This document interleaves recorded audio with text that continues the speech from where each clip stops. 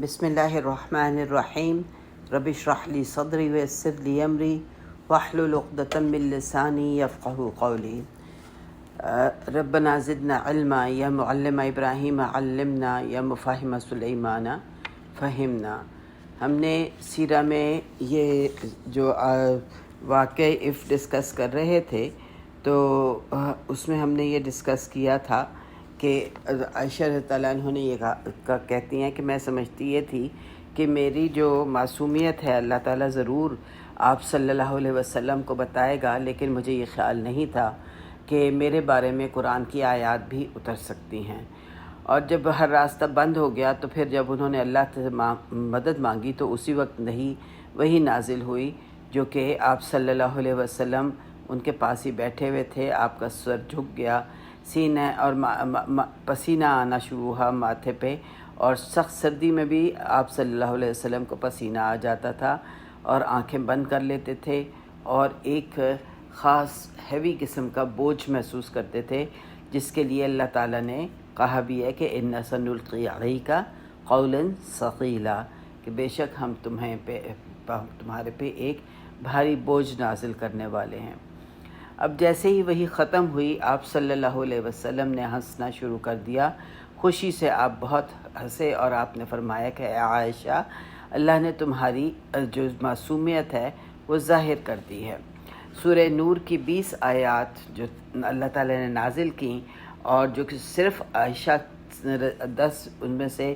صرف 10 عائشہ رضی اللہ عنہ کی معصومیت کی تھیں، اس میں سزائیں مقرر کیں، ایسا باتیں کرنے والوں کے لیے سزائیں ہوئیں، اور جو انہوں نے جن کو پھیلائیں گے ان کے لیے 80 کوڑوں کی سزا مقرر کی، اور جو سب سے یعنی جس نے بہتان لگایا تھا اس کے بارے میں اللہ تعالیٰ نے فرمایا کہ والذی تولی کبرہ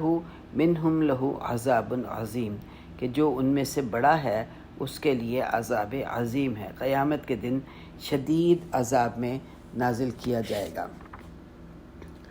اب یہاں پہ اللہ تعالیٰ ہی جانتا ہے کہ اس کو کیا عذاب ملے گا، بہرحال اللہ تعالیٰ نے فرمایا کہ قیامت کے دن دیا جائے گا۔ تو یہاں پہ پھر جو حضرت عائشہ رضی اللہ عنہ کی والدہ تھی ام رمان، انہوں نے کہا کہ وہ عائشہ کھڑی ہو اور آپ صلی اللہ علیہ وسلم کا شکریہ ادا کرو۔ تو عائشہ کہنے لگی کہ نہیں واللہ، میں ان کی نہیں بلکہ اللہ کی شکر گزار ہوں جس نے میری برات جو نازل کی ہے۔ اس سے ہمیں ایک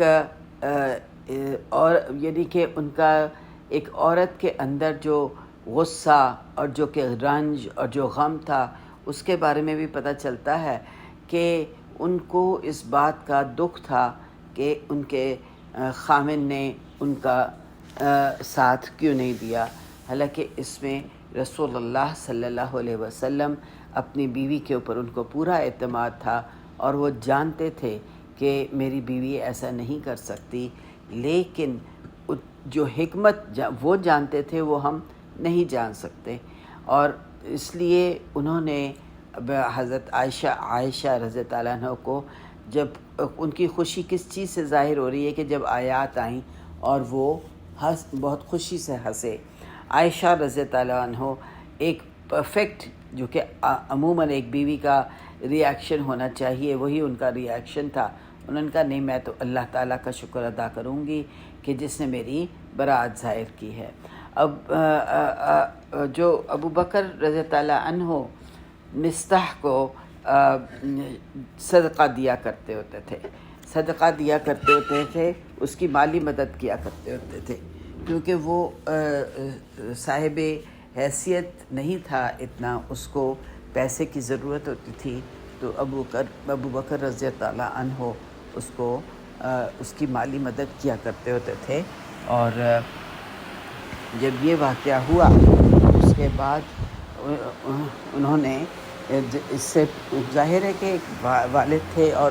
دل میں غصہ تھا کہ مصطح نے ایسا کیا ہے، تو اس لیے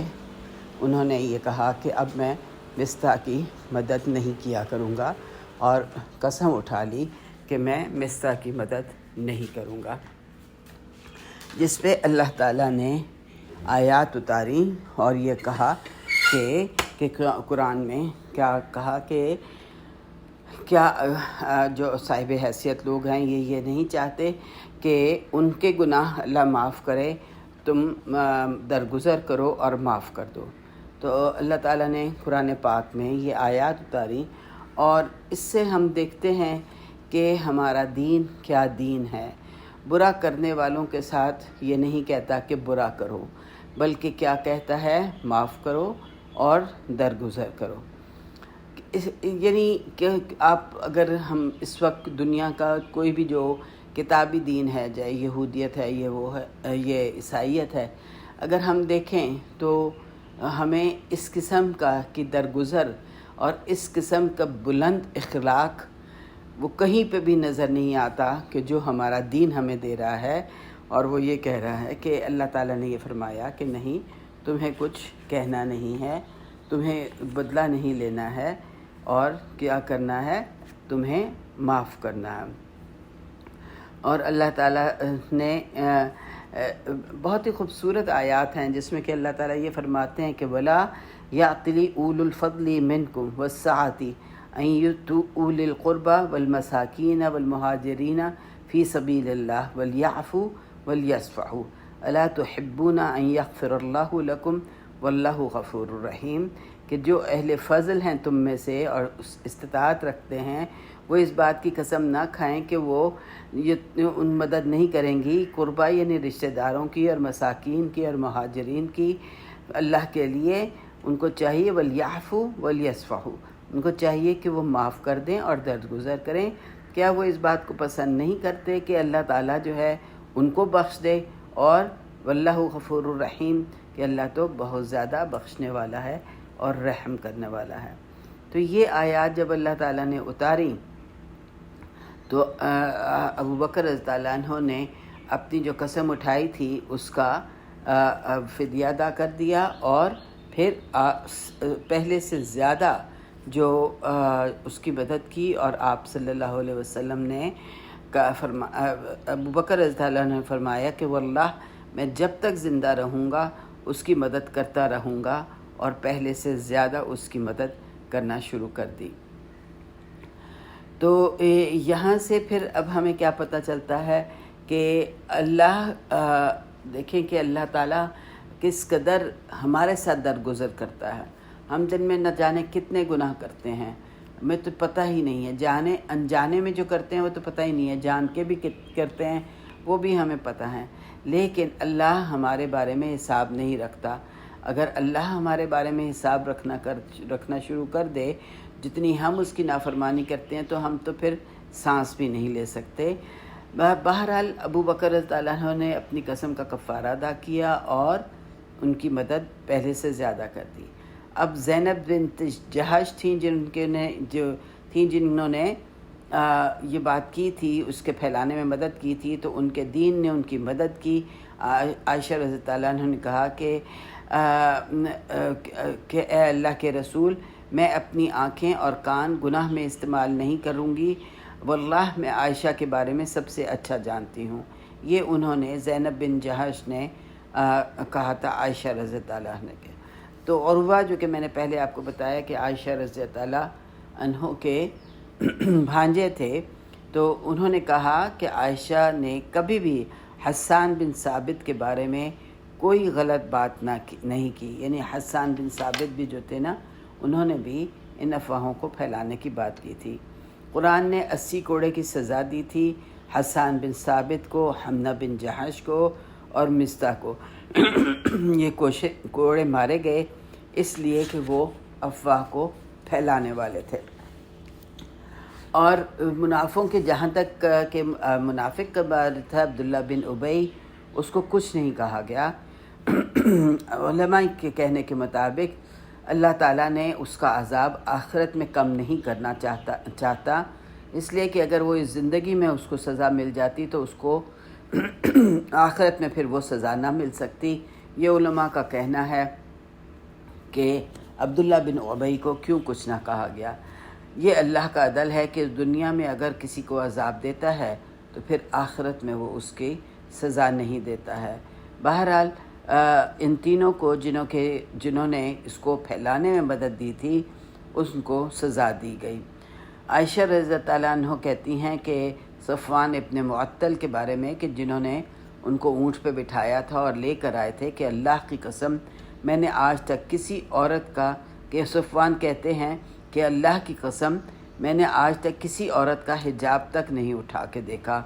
बल्कि उन्होंने कभी सारी ज़िंदगी शादी ना की और आर्मीनिया के जिहाद में वो शहीद हो गए थे। सफ़वान इब्न मुअत्तल वो थे जिन्होंने आयशा रज़ी अल्लाह को ऊँट पर बिठाया था। उनको इस बात का बहुत गुस्सा था कि हस्सान बिन साबित ने ये अफवाह फैलाने की क्यों कोशिश की, क्यों नहीं अपनी ज़ुबान को रोका। तो उनसे वो बहुत नाराज़ थे, इसलिए उन्होंने सफ़वान ने अपनी तलवार का जो बट था वो हस्सान इब्न साबित को मारा गुस्से में आके, और हस्सान इब्न साबित बेहोश हो गए। आप सल्लल्लाहु अलैहि वसल्लम के सामने आए और उन्होंने आके इस बात की शिकायत की कि सफ़वान ने मुझे तलवार से मारा है। आप सल्लल्लाहु अलैहि वसल्लम ने हस्सान के हक़ में फ़ैसला दिया और हस्सान को कहा कि इसको माफ़ कर दो, यानी सफ़वान को माफ़ कर दो, और उनको एक बड़ा बाग, जो कि सफ़वान को कहा गया कि तुम एक बड़ा बाग इनाम में दो हस्सान को। यानी सज़ा आप देखें कि इस्लाम के क्या बुलंदी है, इखलाक की क्या कानून है कि हालांकि एक कसूरवार तो हस्सान बिन साबित थे, अफवाहें तो उन्होंने फैलाई थी। सफ़वान तो वो थे जो कि आयशा रज़ी अल्लाह अन्हा को लेकर आए थे अपने ऊँट पर बिठा के। तो सफ़वान ने इस गुस्से में जब हस्सान को मारा, क्योंकि कसूरवार थे, उन्होंने अफवाह फैलाई थी, लेकिन जब रसूल पाक सल्लल्लाहु अलैहि वसल्लम के सामने ये केस आया तो आप सल्लल्लाहु अलैहि वसल्लम ने हस्सान को के हक़ में फ़ैसला किया, हस्सान के हक़ में फ़ैसला किया, और ये कहा सफ़वान को, ये कहा कि तुम अब इसके मुआवज़े में एक बाग पूरा खजूरों का हस्सान बिन साबित को दो। क्यों? क्योंकि तुमने कानून जो है अपनी जो कानून है अपने हाथ में ले लिया। यानी इस्लाम ने कानून को सज़ा जो है वो कानून के तहत उस वक्त दी ज़ाती बिना पर नहीं दी जाती। ये नहीं है कि क्योंकि मैं नाराज़ हूँ तो बस मैं बदला ले लूँ, नहीं, ऐसी बात नहीं है। ये तो हुकूमत वक्त फ़ैसला करेगी। जब सफ़वान ने कानून अपने हाथ में लिया तो कानून उसके हक़ में न रहा, और फ़ैसला किसके हक़ में हुआ? हस्सान बिन साबित के हक़ में। यानी जब हम ये चीज़ें पढ़ते हैं सीरत की और जानते हैं तो यकीन करें कि यूँ लगता है कि इंसान के को यकीन नहीं आता कि इस कदर बुलंद अखलाक का मुज़ाहिरा हमारा दीन हमसे मांगता है। अमेजिंग दीन है कि जिसका आज तो कहीं नामो निशान नहीं हमें नज़र आता, कहीं पे भी हमें उसका नामो निशान नहीं नज़र आता। लेकिन हमारा दीन हमें क्या बता रहा है, सीरत हमें क्या बता रही है कि किसी, चाहे तुम जितने ही बेकसूर क्यों ना हो, कितने ही मासूम क्यों ना हो, कानून को हाथ में नहीं ले सकते। जो फ़ैसला कानून ने करना, शरीयत ने करना है, जो फ़ैसला हुकूमत वक्त ने करना है, वो उसका हक़ है। कोई भी कानून हाथ में नहीं ले सकता, चाहे वो बेकसूर है, चाहे वो मासूम है, उसको कुछ नहीं करना है। किसका इंतज़ार करना है? कि जो जज फ़ैसला करेगा, काजी फ़ैसला करेगा, उसके मुताबिक ही होगा।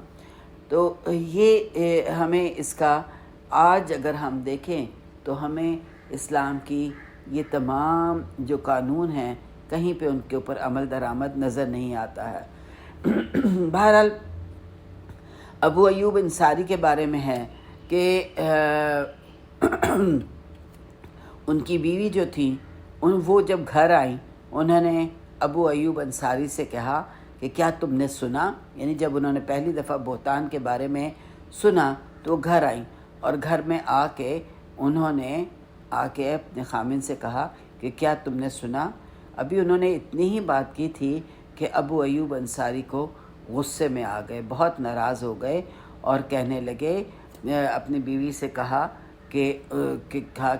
کیا ایسا کیوں نہ ہوا، ما یکون لنا ان نتکلم ھذا